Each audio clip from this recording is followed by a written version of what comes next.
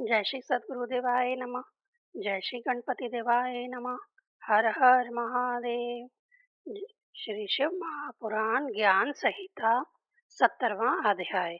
सूत जी कहते हैं, इस प्रकार देवी मेनका ने चैतन्य लाभ करके शिव तथा नारद का तिरस्कार करना प्रारंभ कर दिया तथा अपनी पुत्री के भी चरित्र का की निंदा करने लगी। उन्होंने पहले नारद से दुर्वाक्य कहा। मेनका कहती है, हे नारद, तुमने ही पहले कहा था कि मेरी कन्या पार्वती से शिव विवाह करेंगे। तदंतर हिमालय ने यह कार्य किया कि उन्होंने शिव पूजा अर्थ इस कन्या को नियोजित किया। उसका फल भी देखा गया, किंतु तुमने कन्या को ठगा। तदंतर मेरी कन्या ने मुनिगण हेतु भी असाध्य दुष्कर तप किया। तदंतर उसका दुखदायक फल भी देखा गया। अब क्या कहूँ, कहाँ जाऊं? मेरे इस निंदित जीवन का नाश ही श्रेयस्कर है। ऐसा होने से और किसी को कोई क्षति नहीं हो सकी। केवल मेरा ग्रह नष्ट हो गया। स्वयं हाथ में दीपक लेकर अंत में कूप में गिरना पड़ा।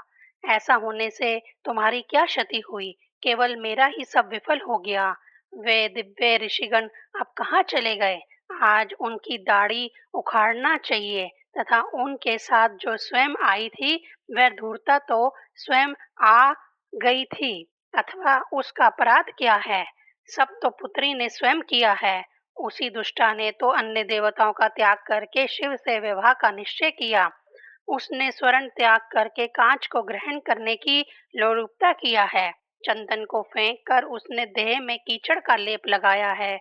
हंस को उड़ाकर हाथ के पिंजरे में कोयले को ले लिया है, कौवे को ले लिया है। उसने ब्रह्म जल का त्याग करके गंगा जल छोड़कर कूप जल पीने का निश्चय किया है। सूर्य को त्याग कर जुगनू ग्रहण करने की इच्छा, चावल त्याग कर भूसी खाने की इच्छा, घृत त्याग कर रेड़ी का तेल पीने की इच्छा, सिंह त्याग कर श्रृंगार सेवा की इच्छा, यज्ञ भूमि की भस्म त्याग कर यज्ञ भस्म के स्थान पर चिता भस्म लेपन करना सब वैसा ही है जैसे सब देवगण का हो त्याग कर पार्वती द्वारा शिव विवाह इच्छा। हे पार्वती, तुमको भी धिक्कार है। तुम्हारी बुद्धि, चरित्र, कुल तथा दक्षता को मैं धिक्कार रही हूँ। तुमने तो आज इन सबको तुच्छ कर दिया।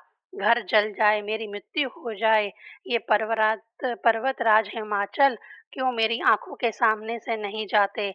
ऋषिगण ने क्यों इस हित भागनी का मुंह देखा? सबने मिलकर ये क्या कार्य किया? सबने में मिलकर कुल को पतित कर दिया। इस संतान की जगह मैं बिन बांध्या ही रह क्यों ना रह गई? मेरा गर्भ ही क्यों गलित नहीं हो गया? मेरी मृत्यु अथवा ऐसी कन्या की ही मृत्यु क्यों ना हो गई? राक्षसों ने मुझे तथा मेरी कन्या को क्यों नहीं खाया? क्यों किसी ने मेरी तथा मेरी कन्या का हनन नहीं कर दिया? बड़े बड़े बाघ ने क्यों मेरा संहार नहीं कर दिया? अथवा आज मैं ही तुम्हारा सिर छन कर दूंगी। क्या करूं? अथवा अपना ही देह त्याग करूं? कहाँ जाऊं? मेरा जीवन नष्ट हो गया। यह कहकर मैना भूपतित हो गई। वह हिमाचल के पास नहीं गई। तभी ब्रह्मा वहां स्वयं आ गए। तब मुनि सत्तम नारद ने मैना से कहा, शंकर का जो यथार्थ परम रूप है उससे आप अवगत नहीं हैं। तब मैना ने नारद से कहा, तुम तो दूर ही रहना। तदंतर ब्रह्मा ने मैना से कहा, हे मैंने, मैं जो कहता हूँ तुम्हारे द्वारा उसका श्रवण करना उचित है। शंकर स्वयं लोक कर्ता, हर्ता तथा पालन करने वाले हैं। तुम शिव के स्वरूप को नहीं जानती, अतः क्यों व्यर्थ दुख कर रही हो? ब्रह्मा के यह कहने पर मैना ने ब्रह्मा से कहा, आप क्यों उनके रूप को व्यर्थ करने हेतु उद्यत हैं? उसका जो रूप है उसे नष्ट करें अथवा स्वयं पार्वती का हनन करें। आप अब यह मत कहिएगा कि शिव को कन्या दान करो। मैना के ये कहने पर सभी इंद्रादि लोकपालों ने वहां आगमन करके कहा कि ये शिव साक्षात परम दुख नाशक परम भगवान है। आज उनकी कृपा से हमने शंकर तथा आपकी कन्या पार्वती का दर्शन लाभ किया है। कृपा ही इस दर्शन का कारण है। कृपा बिना यह दर्शन कदापि प्राप्त नहीं होता। पुनः मैना ने कहा, मेरी इस कन्या का वध करिए, तथापि कुरूप शिव को कन्यादान नहीं होगा। मैना के ये कहने पर सप्तऋषियों ने वहां आकर कहा, हे सुभ्रू, हम मध्यस्थ बनकर आए हैं। जो कार्य उचित नहीं है, क्या हम उसका अनुमोदन कर सकते हैं? शंकर का दर्शन ही हमारा परम लाभ है। वे शिव संप्रदान योग्य वर के रूप में तुम्हारे घर पर आए हैं, शिव द्वार पर आए हैं। इसकी तुलना में और मंगल क्या हो सकता है? ऋषिगण के यह कहने पर मेनका ने ऋषियों के कथन के विरुद्ध घृणा प्रकाश करते कहा, आज मैं कन्या को भले ही अस्त्र से काट फेंकूं, तथापि शिव को प्रदान नहीं करूंगी। तभी हिमालय ने आकर कहा, हे प्रिय, इतनी विकला क्यों हो रही हो? ये लोग घर आए हैं, इनकी इतनी निंदा कर रही हो। मुझे ज्ञात है कि शंकर तो जगत पालक हैं, वे निग्रह अनुग्रह करने वाले जगत पूज्य हैं। दुख त्याग करके कर्तव्य कार्य में लग जाओ। पर्वतराज का कथन सुनकर मैना ने कहा, हे हेमवान, मेरा कथन श्रवण करिए, सुनकर तब कार्य में प्रवृत्त हो। इस कन्या का कंठ बांध कर सागर में फेंक कर सुखी हो जाएं, तथापि शिव को प्रदान ना करें, यही मुझे कहना है। यदि पुत्री शिव को प्रदान करते हैं, तब मैं देह त्याग करूंगी। मैना के यह कहने पर स्वयं पार्वती ने वहां आकर कहा, पार्वती जी कहती हैं, हे माता, आप में विपरीत बुद्धि ने ही आश्रय ले लिया है। हे जननी, आप धर्म मात्रा अवलंबन होकर भी धर्म त्याग क्यों कर रही हैं? ये परम शिव ही स्थावर जगन्नात्मक जगत कारण है। यही शंकर शंभु देवगण के प्रभु ईश्वर, सबके आश्रय कर्ता, बालक पालक तथा सनातन है। यहाँ जितने देवता आए हैं, वे सभी उनके कंकर हैं। हे हितकारिणी, उनकी अपेक्षा शुभतर कौन है? हे जननी, उठिए तथा प्रयत्नतः अपना जीवन सार्थक करिए। शिव को ही मुझे कन्या को देकर आश्रम सफल करें। आप दुख त्याग करिए। अब परिताप ना करके सुख का आश्रय ग्रहण करें। यदि मुझे अन्य पात्र को प्रदान करती हैं, मुझे शिव को प्रदान नहीं करती, तब मैं उस पात्र का वरण कदापि नहीं कर सकती। क्या सिंह के भोजे को श्रृंगार भोग करने में समर्थ हो सकेगा? मैंने काया मन वाक्य से हर का ही वर्ण किया है, यह मैं पुनः पुनः कहती हूँ। अब जो आपकी इच्छा हो करिए। उमा के इस वाक्य को सुनकर मैना ने मत नारी के समान दांत पीसते हुए उमा को पकड़ा तथा मुट्ठी तथा केहनू के आघात द्वारा उमा पर प्रहार करने लगी। तब नारद ऋषियों ने मैना के हाथ से पार्वती जी को खींचा तथा दूर स्थान पर ले गए। तब मैना पार्वती को तिरस्कृत करते कहने लगी, ग्रहों से आक्रांत इस कन्या का क्या करूं? इसे विष पान कराऊं कि वह कुएं में ढकेलूं, अथवा इसे अस्त्रों से काटूं, अथवा सागर में फेंकूं, अथवा कूप में कूद कर अपना शरीर त्याग करूं? इस दुष्टा पार्वती ने किस प्रकार का वर चयन किया है? इस शिव के माता पिता भाई बंधु गोत्रीय कोई भी तो नहीं है। इसमें रूप चातुर्य नहीं है। इसके पास उत्तम ग्रह वस्त्र अलंकार उत्तम सहायक आदि कुछ भी नहीं है। इसके पास उत्तम वाहन वयस धन पवित्रता विद्या यहाँ तक कि कुछ भी नहीं है जिसे देखकर विवाह हो सके। अतएव इसमें क्या है जो मैं इसे अपनी कन्या प्रदान करूं? जब देवी ये कह रही थी, तभी वहां विष्णु आकर कहने लगे।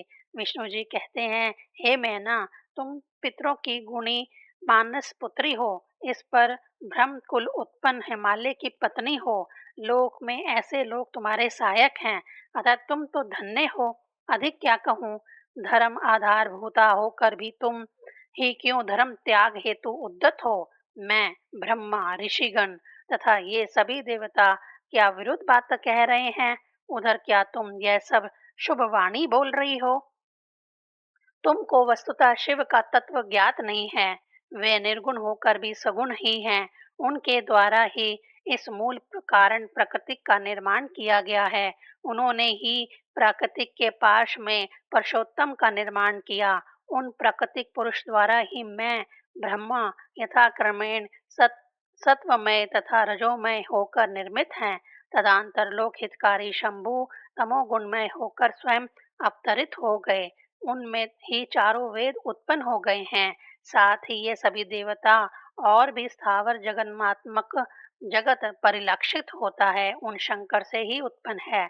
इस त्रिलोक में कौन उनका रूप वर्णन कर सकता है तथा किसे ज्ञात है?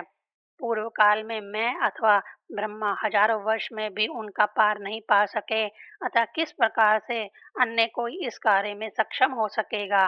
वे सर्व ज्ञानमय हैं, वह ही व्याय है, वह ही व्यापक हैं, वे अजर, अमर, सर्वसाक्षी, सबके निकट सतत विराजित हैं। मैं ब्रह्मा, हर, सभी पुरातन देवता, सूर्य, चंद्रमा, सभी शुभ कार्य ग्रह गण, पर्वत, नदी, वृक्ष, कुबेर अथवा अर्थात ब्रह्मा से लगाकर तृण पर्यंत जो कुछ परिलक्षित होता है, वह सब कुछ शिव से ही उत्पन्न है। इसमें अधिक विचार ना करें।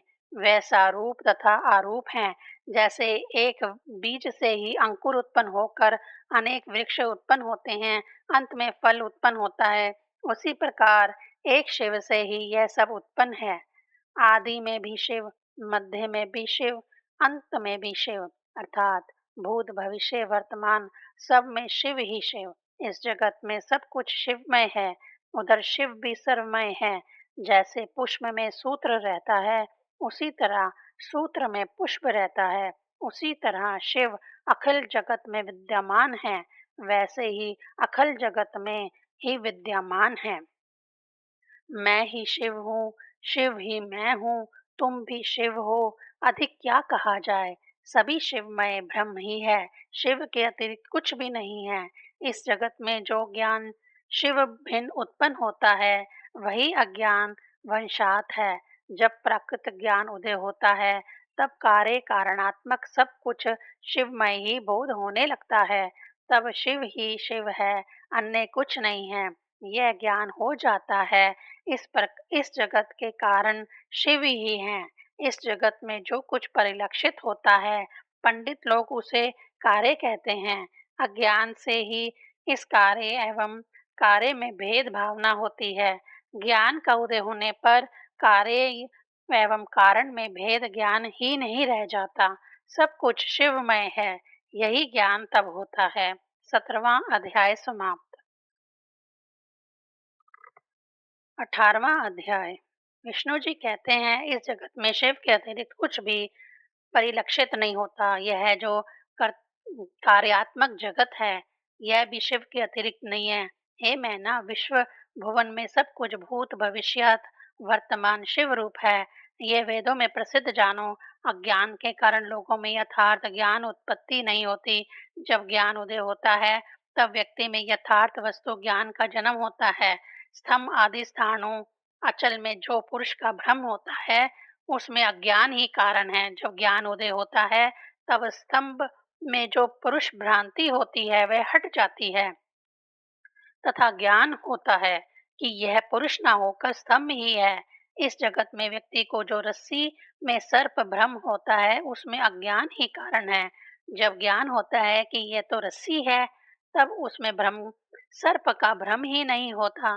कोई व्यक्ति भ्रम के कारण बालू में चांदी होने का विचार करता है।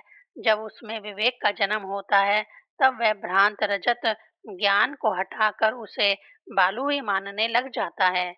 इस प्रकार जो यह बुद्धि है कि यह जगत शिव से अलग है, ये अज्ञान जनित है। जब ज्ञान दृष्टि का उदय होता है, तब सर्वत्र मंगलमय शिव हैं, यह बुद्धि उत्पन्न होती है।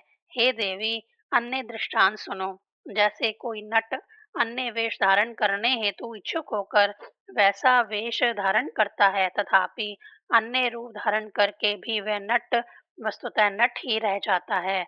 जो उसके पास जो उसके इस वेश परिवर्तन के संबंध में नहीं जानते, उनको भुलावा देकर उनका धन नट ले लेता है। लेकिन जो नट के यथार्थ रूप से अवगत है, वे जानते हैं कि वेश बदले नट ने ही यह धन लिया था। वे इससे मनोरंजन करते तथा हंसते हैं। एवं विधा, हे देवी, ज्ञानी लोग शिव के अतिरिक्त जगत में कुछ नहीं देखते। जो यहाँ नाना तत्व देखते हैं, वह अज्ञान के कारण ऐसा दिखता है। इसे निश्चित जानो। इस प्रकार से देहधारी व्यक्ति नाना प्रकार के इच्छित वस्त्र धारण करता है, अतः वह अनेक प्रकार का परिलक्षित होने लगता है, परंतु वस्त्र धारक तो एक ही है, वस्त्र ही अनेक हैं। उसी प्रकार से शिव रूप तो एक ही है, लेकिन वह मात्र प्राकृतिक संयोग के कारण नाना रूप हो गया है। वास्तव में वह परम कारण आकार रहित है, अतः शिव को कोई देह आदि का बंधन नहीं रहता। जब तक देह का पुनः पुनः जन्म होता है, तभी तक दृढ़ बंधन रहता है। अहंकार के निवृत्त होते ही शिव एकमात्र कर्ता रूप में उद्धत हो जाते हैं। जिस प्रकार स्फटिक पर जवा कुसुम आदि रंग बिरंगे पुष्प रखने पर वह नाना रंग वाला लगने लगता है, उसी प्रकार प्राकृतिक संयोग के कारण शिव अनेक होते हैं। वे निर्गुण रूप हर ही सगुण रूप से अवतीर्ण होते हैं, अतः हम इन प्रभु के तत्व को जान सकने में समर्थ नहीं हैं। हे हिमालय पत्नी, तुम दुख त्याग करो, शिव का आदर करो। विष्णु द्वारा प्रबोधित किए जाने के कारण मैना के मन में किंचित कोमलता आई। इस समय नारद द्वारा प्रबोधित रुद्र ने भक्त वत्सल्य के कारण सुभग रूप धारण कर लिया तथा अपनी कृपालुता प्रकाशित करते वहां आ गए। उनके इस भक्त वत्सल्य सूचक मनोहर रूप को देखकर मैना मोहित हो गई। तब नारद ने भी पुनः मैना से कहा, अब तुम शिव को देखो। मैना ने नारद का यह वाक्य सुनकर मनोहर मूर्ति प्रसन्न शिव को देखा। वह कोटि सूर्य समप्रभ तथा शोभन नेत्र तथा भूषण संबंधित थे। उनके मस्तक पर मुकुट विराजमान था। अनेक अन्य आभूषण भी देह पर अत्यधिक प्रकाशित हो रहे थे। उन्होंने विचित्र वस्त्र पहने थे। मुख पर मंद मंद मुस्कान शोभामान थी। उनके वाहन की शोभा तो आवरणीय थी। सूर्य स्वयं उनके सिर पर छत्र धारण कर रहे थे। चंद्रमा पंख झल रहे थे। अष्ट सिद्धियां उनके समक्ष नृत्य कर रही थी। गंगा यमुना ने उन देव देव के चामर चवर को धारण किया था। ब्रह्मा विष्णु इंद्र आदि देवता अपनी अपनी वेशभूषा में अलंकृत होकर उनकी जय जयकार करते उनके सामने विचरण कर रहे थे। ऋषिगण उन प्रभु के लिए पर ब्रह्म शब्द का उच्चारण कर रहे थे। पताका धारण किए हुए विश्व विश्ववसु आदि गंधर्व वहां अप्सराओं के साथ शोभायमान होकर गायनरत थे। प्रमथगण वहां मृदंग आदि वाद क्रमशः बजाते जा रहे थे। सभी तत्व वहां मूर्तिधारी होकर उनके समक्ष विचरण कर रहे थे। समुद्र तथा नदी प्रभृति के अधिष्ठाता गण नाना भूषण भूषित होकर वहां सामने विराजित थे। कहो भुना, उस समय महात्मा शिव की जो शोभा थी उसका वर्णन नहीं किया जा सकता। क्या अन्य कोई इसका वर्णन कर सकेगा? इस प्रकार की शोभा से संपन्न महेश्वर को देखकर मैना क्षण काल के लिए चित्र लिखित वत निश्चल हो गई। तत्पश्चात वे अब अपनी कन्या की प्रशंसा करते कहने लगी, देवताओं ने महेश्वर के रूप के संबंध में जो कुछ कहा था वह यथार्थ है। वास्तव में वही सब अविकल रूप से इन देवता में विद्यमान है। इस प्रकार के पुरुष को जो मेरी कन्या वशीभूत करने में समर्थ सक्षम हो गई, अतः मेरी पुत्री पार्वती धन्य है। उस समय मैना भी यह कहते लज्जिता हो गई। उधर शिव भी लज्जित से देवताओं के साथ द्वार पर स्थित रह गए थे। तभी मैना ने उन ब्रह्मा विष्णु संबंधित महेश देव की पूजा किया। इसी समय वहां की स्त्रियां अपने अपने कामों को छोड़कर स्नान योग्य उपकरणों केशों में लगाने वाले चूर्ण आदि लेकर वहां आ गई। कोई नारी पति सेवा छोड़ के हाथों में चामर लेकर उसे झलती हुई शिव के दर्शन करने पहुंच गई। कोई स्त्री बालक को स्तनपान करा रही थी। उसका बालक अभी स्तनपान से तृप्त नहीं हुआ था, तथापि वह बालक को छोड़कर यहाँ आ गई। कोई स्त्री तो मेखला पहनते पहनते वहां आ गई। कोई नारी उल्टे वस्त्र पहने वहां भाग कर आई। कोई स्त्री आंखों में अंजन लगा रही थी। वह एक हाथ में अंजन लगाने की शालिका तथा दूसरे हाथ में नेत्र के समीप लिया हुआ दर्पण लिए ही दौड़कर आ गई। कोई नारी पति के भोजनार्थ अन्न लाई थी। उसने स्वामी को भोजन भी अर्पित नहीं किया तथा अन्न हाथों में लिए शिव दर्शनार्थ दौड़ती आ गई। कोई नारी गो धो रही थी। वह वहां यहाँ का कोलाहल सुनकर दोहन कार्य बीच में छोड़कर यहाँ पर भागकर शिव दर्शनार्थ आ गई।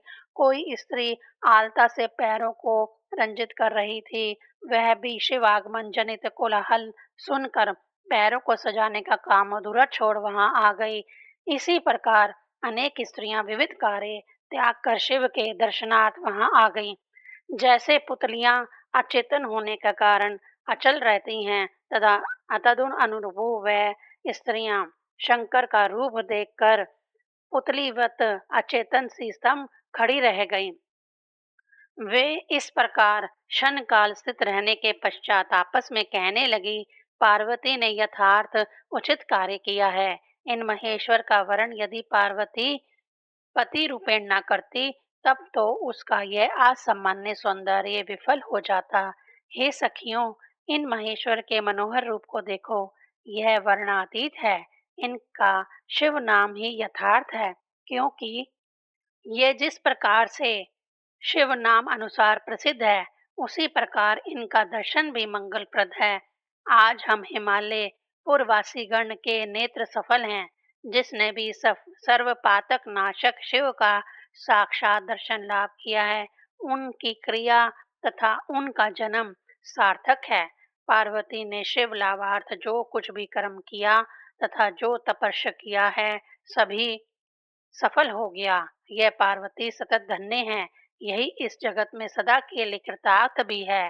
पार्वती अचिंतनीय सुख के कारण शिव को पति रूपेण पाकर उनकी प्रीति संपन्न करेगी। यदि ब्रह्मा इन युगल का मिलन कराने में सक्षम नहीं होते, तब तो उनका समस्त श्रम विफल हो जाता।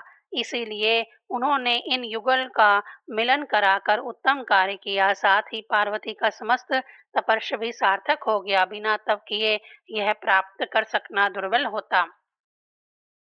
जिस प्रकार लक्ष्मी ने नारायण को पति रूप में प्राप्त किया था, उसी प्रकार पार्वती द्वारा सुभूषित भगवान हर को पति रूपेण पा लेने से मणिका कंचन वत शोभा लक्षित हो रही है।